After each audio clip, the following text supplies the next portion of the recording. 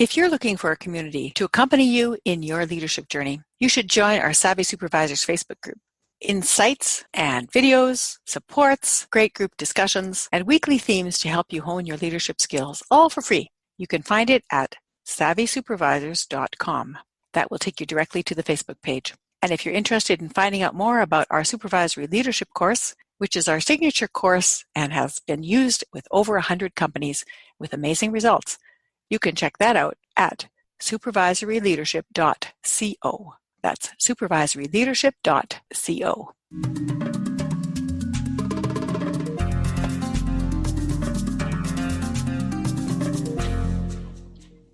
Michael has been working as a coach since 2013 and graduated from the Adler Professional School of Coaching in 2015. His clients include managers, sales executives, consultants, and small business owners. He holds 2 degrees from the University of Waterloo, an MBA from the University of Memphis, and is a professional engineer. Michael is certified in Hogan Assessments, EQI 2.0, and employs the Clifton Strengths Finder to help create a powerful starting point for his clients from which they begin their deep learning and leadership development. Through their work with Michael, his clients develop personal power, grace, and greater capacity to lead. Inevitably, this propels those clients towards more meaning, purpose, and fulfillment in their lives, at home, and at work. So welcome, Michael, and thank you so much for agreeing to be on the Culture and Leadership Connections podcast. Hi, Marie. Glad to be here. So that was just a little formal bio that we did. Why don't you fill in the audience and tell us a few more things about yourself? Yeah, for sure. So I guess when I think about the whole me, I'm a son, of course, a husband, the father of 2 teenagers. I also love to do other things like scuba dive, triathlete. My wife and I ran a triathlete and a half marathon last year. Half marathon was first ever. And that's a little bit more about me.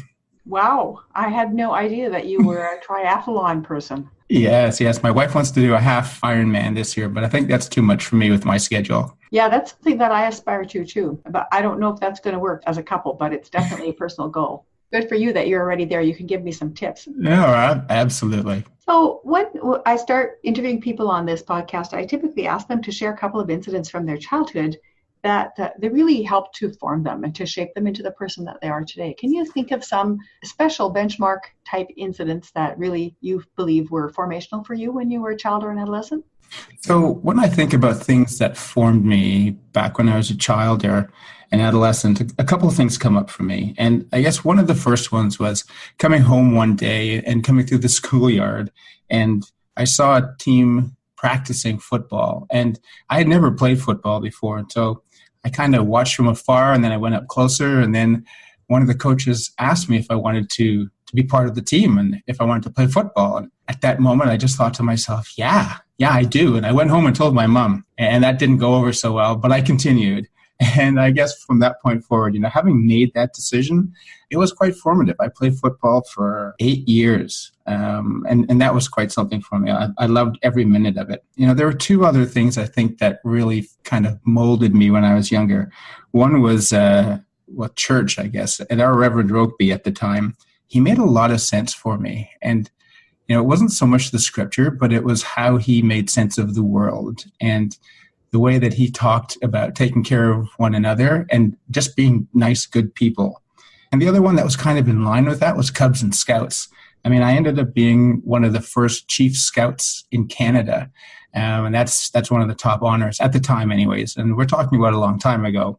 But Cubs and Scouts and being outside and leading people and having fun out in the wild in the winter and in the summer, it was those were some big ones for me.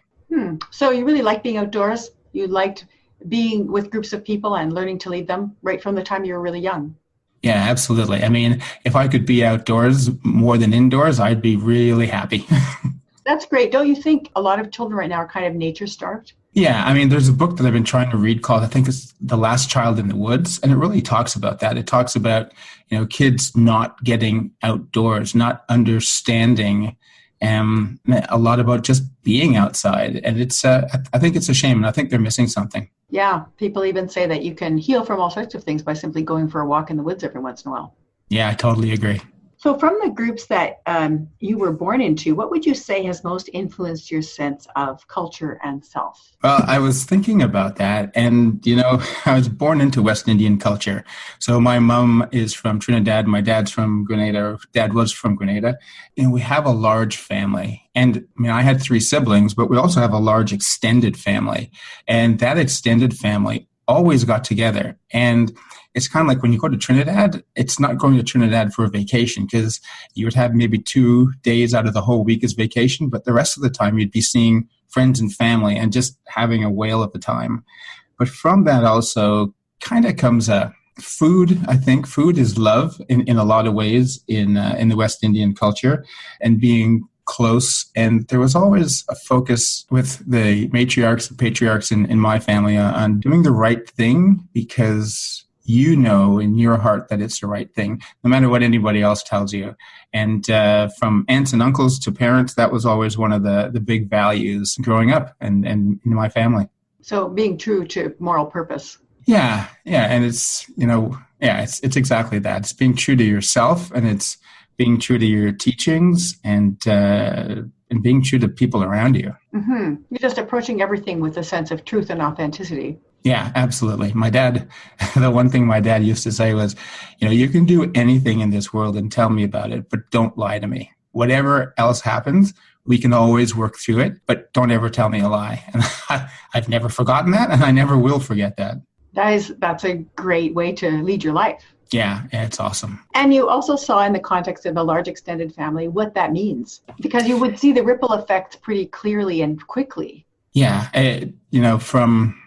it was that large. Well, so I remember a time in 1981 when my cousins and I and a friend of theirs went down to see family. And yes, I'm dating myself, so forgive me for that. But when we went down, it was the number of people and friends and family and the things we did. My grandfather was 77 and took us up one of the tallest mountains in Trinidad, El Tacuch.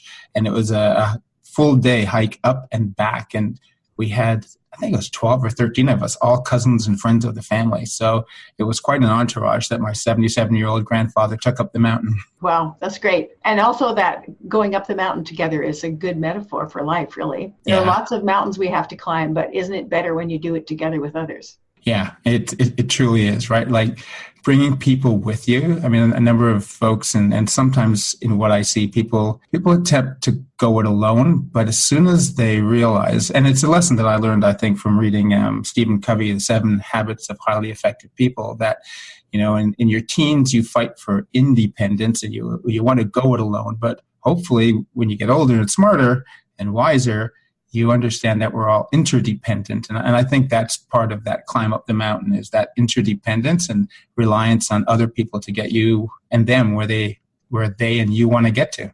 Yeah, we can get there together faster and better. It might seem slower in some places, but actually the end goal is just going to be so much better when we've done it with a group. Yeah, for sure. And then you arrive together, and then you can celebrate, not just by yourself.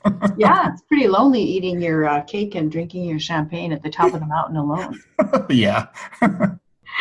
So everybody's got temperament and personality, the temperament you're born with, and the personality is that combination that comes from your work, your education, and the way you approach obstacles and overcome them during your life. So let's look at temperament first. What would you say you were born with that makes you you and that affects your leadership style? I think that the things that I was born with that never seem to go away is optimism. So I just can't see myself. And I think there's maybe once in my life for a month or two where I wasn't positive, and that was maybe second year university in engineering, and it was really tough.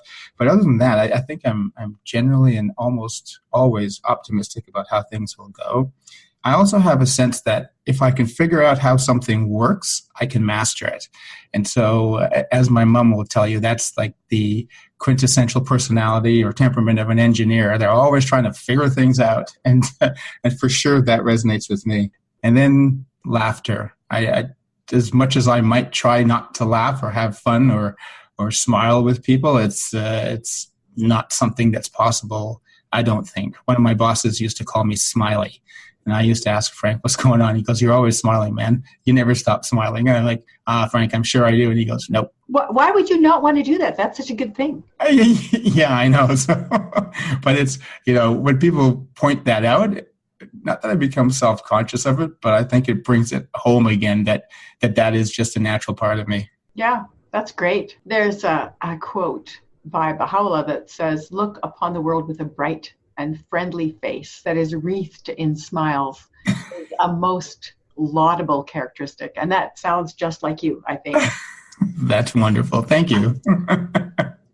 So what about personality? What do you think you've adopted into the way that you work in the world and the way you are in the world? Yeah, so, and I think these things dovetail in some respects, but people might ask me, if you didn't have a care in the world and all of your responsibilities were taken care of and you had access to all the money you'd ever need, what would you do? And my answer, and the only answer I could ever come up with, is travel. I would travel. I would want to see the world. I'd want to see new things in new places. I can't get enough of doing that, and I love to travel. And so that love of learning and learning every day is just, it's exciting. It feels so good to do that. And then a number of other things from my travels is being, it may sound corny, but it really is having the perspective of being grateful for where we are and what we have as people living here in Canada. I share the example often with folks of a trip that we had to Jamaica. And my uncle at the time had a villa that we rented for a week. And he has a helper that comes and helps keep us straight and help us get food and everything else.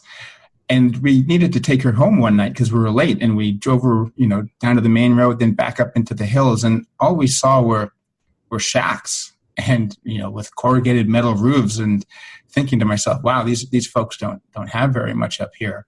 And so we dropped her off and we were headed back down to the villa. And as we got to the main road, a school bus pulled across the road to let the kids off. And at the end of the day, late, these kids come off the bus pushing and shoving and laughing and playing, and they're in gabardine shorts, gray shorts with, white tops and uniforms, and they were happy. And I had to say to myself, wow, what a perspective, right? You can see what they don't maybe have from a physical point of view, but these people were happy. And it's something that I've never, ever forgotten. Stuff doesn't make you happy. No, not at all, right? It's the people and the It might give you a moment of pleasure, but it doesn't make you happy. Happiness is much deeper than that. Yeah, it truly is. Yeah, so gratitude, something that you've gained in over time, that you just felt more and more appreciative and grateful for the things, the people, and the opportunities and experiences in your life, right? Yeah, absolutely. When I've had the opportunity to do so much and see so much and be with so many people, it's quite amazing. Mm-hmm. So what about groups that you adopted, or, because one of them might be, say, the engineering profession, which would be a professional group, but there are probably other groups that have become a part of your life as an adult. Are there some that have influenced your leadership that you can think of now? It's really some of the sports in terms of leadership and working with people. And it's one of my older bosses too. So I think the ultimate team sport for me, and the ultimate example of working with people, was rowing. So when you're in a shell with, 3 other people in my case, the bodies have to move together, the hands and the level of your hands. Everything has to be choreographed perfectly by 4 individuals to make that boat move consistently and quickly and in a meaningful way straight down the course. And without that level of teamwork, it's not going to work. And so that kind of is a metaphor for me for work in terms of people working together. But also one of the very early examples that I have in leadership was a boss of mine. His name is Dennis Friel. And in the company that we worked for, there were 2 ladders to progress in the company. One was the traditional management ladder, and one was a technical ladder. And this is an organization of 133,000 people around the globe at the time, and we produced in 20 countries and sold in 50. And Dennis was one of the top technical people, but I encountered Dennis as a manager. And knowing that, I said to Dennis one day, I said, so why why are you doing this? Why are you here as a manager when I know how technically savvy and smart and experienced you are? And Dennis said to me, he said, you know what? I took this job so that I could help you and others and the rest of the team develop and potentially go further than I ever could. And I was dumbfounded. I had no idea what to say to that, but I've never forgotten it. It was so giving of him in this organization with such purpose that's always stuck with me. That's a beautiful story. It's a very nice story. And I also very much like your metaphor of rowing, because you have to sense the rest of the team. You have to be tuned to the team.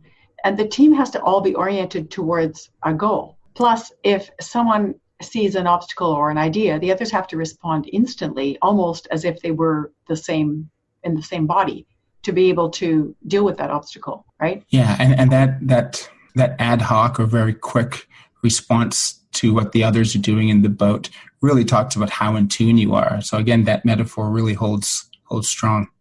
So to be a leader for you is really someone who's entirely in tune with the team and that helps the team to stay focused on whatever the goal is so that you together can all contribute your strengths towards that.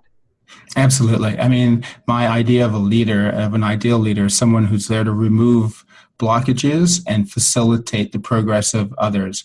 If a leader can do that and take themselves, so to speak, more out of the equation than you might think, the team rises and the output's phenomenal and people are happier and they're more productive and creative. I mean, I love it when, well, in the words of the A-Team, I love it when a plan comes together or a team comes together. It's a beautiful thing. Yeah, and then you can't even really tell who's leading. No, that's it, right? Because the individuals all have the ability to take the lead at one point or another, and they have that personal leadership capability. And if everybody is doing that from time to time, yeah, you're right. You can't really tell who the formal leader is, but you just know that team is working really well together. Because you take the ego out of it. Yeah, and it's a commitment to the team and accountability to the team, which kind of supplants personal goals. But again, with that metaphor of climbing up the mountain and being interdependent, if everybody wins, you win too. So why not have it that way? Exactly. If everyone in the world thought that way, we would have a lot of boats going in the right direction. Right now, we've got all these teams with people, bumping each other with the oars and going in circles. Yes, we do. So I wanted to ask you, can you think of a time when you became aware that whatever cultural understandings you had about how you saw the world were just from your experience, your group experience? And, is there a time when you ran up into thinking, whoa, this is not the way everybody does things? Must be something pertaining to the culture that I belong to or the cultures that I belong to. Yeah, and it comes back to that optimism and level of positiveness. I mean, I know that from time to time, I manage myself in the context of others and those around me, depending on how they're doing, because with my continued positive outlook, I could imagine that it could be annoying from time to time because that's just not how everybody is. But by the same token, I'm not going to actually change that outlook because I think it's valuable. Another kind of facet is that I generally accept and am open to people from the first minute that I meet them. And I know that sometimes people put some effort into maybe evaluating who the person is in front of them, but I tend to give people the benefit of the doubt at the beginning. And I think over time, I see how they align between what they say they're going to do and what they actually do. And I think that some people see that as maybe a little bit naive at the beginning, being so accepting, but it's something that I've learned serves me really well. And so that's another thing that I think that from my experience and my education and the people that I've been around, I tend to prefer to do it that way all the time.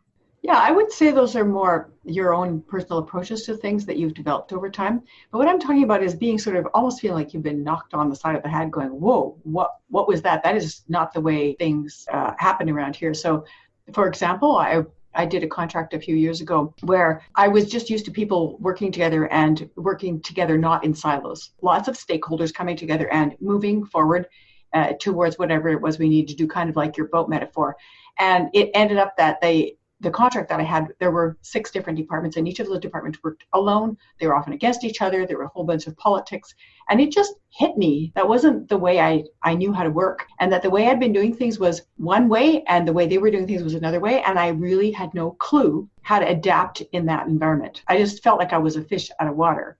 So that was a professional environment where I just felt that I was coming from one culture to another culture of the way approach to doing things. And then also I have a lot of friends that are Persian.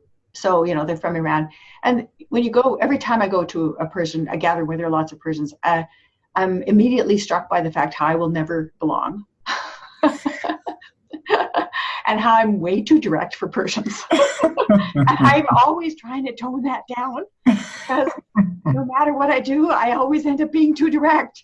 And it's so that's funny. Even though I've known people for 30, 35 years, and there's so many things that I love about Iranian culture and that I admire and that I've adapted and tried and even incorporated into the way that I do things, I often still feel, no, this is just the way I do things. The way they do things are 2 C's that we'll never meet. So have you ever had experiences like that you can think of? Well, I can think of the first big startup experience that I've had. And, I'd come out of a number of collaborative roles before that. And in this startup, there was a lot of money involved, and there were a lot of different personalities involved, and things just got done here in a totally different way than I had ever experienced before. And yeah, that feeling of being a fish out of water, I totally felt like a fish out of water. I didn't know how to respond. I didn't really know what to do to adapt to the environment and how people were handling themselves and how they were behaving around others. It was a tough time. Yeah, it sounds similar to that when I was mentioning about being in a sort of collaborative multi-stakeholder environment versus a corporate environment with a lot of embedded politics that I didn't know anything about. Yeah, politics were embedded here, and there were people who were bonused on getting things done that were diametrically opposed to the way that we were trying to work. And so there was a lot of money behind getting things done in a certain way. And in the end, it ended up causing huge problems because those things surfaced at the wrong time, and we were working against each other. And we, in the end, had failures, and the business failed in the end because of it. Yeah, interesting. So we're getting close to the end of the interview, and I was wondering if you have some things that you would have loved to have told an employer if you had the chance to do that. So you've worked for a lot of different companies and you've been in a lot of different countries. What would you say to an employer if you had that opportunity to say, hey, this is the best way to work with me. This is how you can get the best work out of me. What would you say to that employer? Yeah, so the first thing that I would say is that, let me work with you. I don't respond well to bosses. So I think of football coaches that I responded to well. And one of my favorite coaches worked with all of us. He was tough on us and had expectations, but we solved things together and we worked really hard. And in the 2 years that I worked for him, I think we lost 1 game in 2 full seasons. And I think that was the power of us all coming together. And in another team I worked, one of the coaches just told us what to do. And it was such a different experience. So for managers and in the workplace, with the rowing experience, with the football experience, with my own teams, it's really, to get the best out of me, I need to work with a team where we all participate. I mean, I know it's not a democracy and decisions are made in the end, but let's start working together and let's try and solve things together, and you'll get the best out of me for sure. That's great. That's really good. And any tips that you would give to people who want to understand, you've worked in different cultures, like you've worked in Mexico, you've worked in the UK. And so coming into a new cultural experience, what tips would you give to people to be able to function effectively in a culture that feels uncomfortable and unfamiliar to them? Yeah, so I think the biggest example of that, or the one for me, was going to the UK. One of the other expats used to say, he says, you know what, you come from Canada. We're somewhere between English and American, and, we're good with all those cultures. And then we both landed in the UK and we went, wow, this is different. And it was surprisingly different. And there were small things. And so getting used to another culture, especially in a situation like that, I think it is from and I guess it's one of my methodologies too. It's just to start observing, right? When you get to that level of discomfort, when you may not be able to actually put your finger on what's different and what's bugging you or what you can't figure out, just sit back for a bit and just see what's going on and inventory, if you will, the small things that are different, and see how the locals work with or around or through those things. But it will be different, and it'll take a little time to adjust. That's great advice, because really observing and paying attention to those details is what's going to get you closer to an understanding of how you can somehow be a part of it. Yeah, absolutely. And the people that you're with at the time that are part of that culture, they will see the effort and they'll appreciate it. And you'll actually get a lot of help that you might not have expected in the early days. Yeah. People are willing to help. Yeah, absolutely. Especially when they see you putting an effort forward and in the, at the time when you're uncomfortable. Totally. Making the effort and knowing that you're uncomfortable is a double way to endear yourself to other people. Absolutely. So is there anything else that you'd like to say? Let's see. I think I had thought about a couple of things, and I think that I just wanted to share with folks, one of my beliefs is that our collective best comes from the inside out. And that's my tagline, if you will, at Bearing, is that, change and doing things differently comes from the inside out. And I believe that, we can always do better, especially for the things that we've taken responsibility for. And you just have to step into it. And I know that some of my clients look at me with wide eyes and go, man, that is scary. And, from the young folks I work with up to execs, but it's once you take that first step into it, it's kind of like the door opens up and things, maybe they're not easier, but you definitely start to see a more clear path through whatever that scary thing was. And as a coach, I always get folks to remember that we've got choices, and especially in places where we have less control, that generating the choices gives us options, and you're never as stuck as maybe you think you are at the very beginning. And the last piece would be, trust your gut. I mean, people often say, what, I just had that feeling, but I decided to go a different way. I say, don't do that. Check in. Trust your gut. And if you do choose to go another way, well, learn from what that choice was, especially if it was different from the way that your gut was telling you to go. Those are kind of things that I keep in the back of my mind all the time. That is great advice. And especially that part that struck me is the part about taking a step, because everything is always easier than you could have possibly. You imagine the worst possible thing that could happen, and it could never be that bad is what your imagination is. Even in situations that are horrifically bad, taking a step forward is still better than what you had imagined. So, yeah. And it does open up those crazy amounts of opportunities that you never even imagined before, because you just couldn't see them because you're immobile.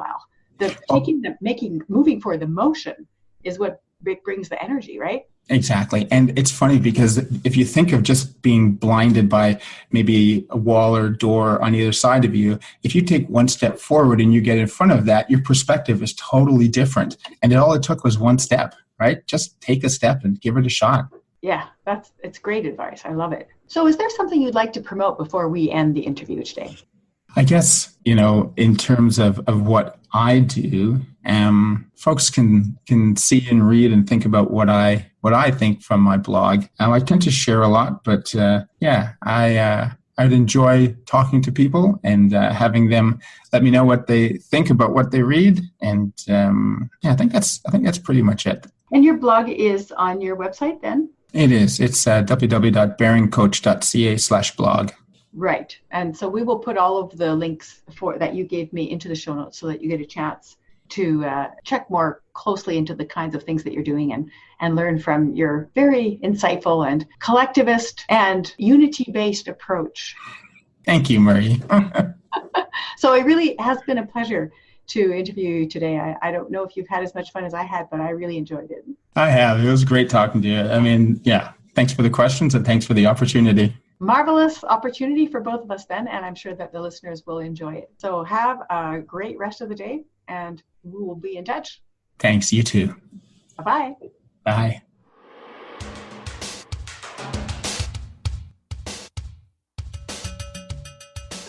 Bring people with you. That is the approach Michael Hagley embraces as a leadership style. Throughout the interview, we saw evidence of Michael's collectivist approach to leadership, walking up the mountain together, sensing team members working towards a common goal to the point where it is hard to tell who is the leader, the rowing metaphor. Everything Michael does to empower others is based on the idea that we are better together. I really enjoyed Michael's positive and integrative approach towards developing capacity from the inside out. I especially appreciated his bright disposition, smiles, laughter, and enthusiasm for life. Thank you in advance for sharing and rating this podcast. You can send me a message at marie@shiftworkplace.com to offer opinions and suggestions for upcoming speakers, or go to Voxer and leave me a voice message. If you do leave a voice message, who knows?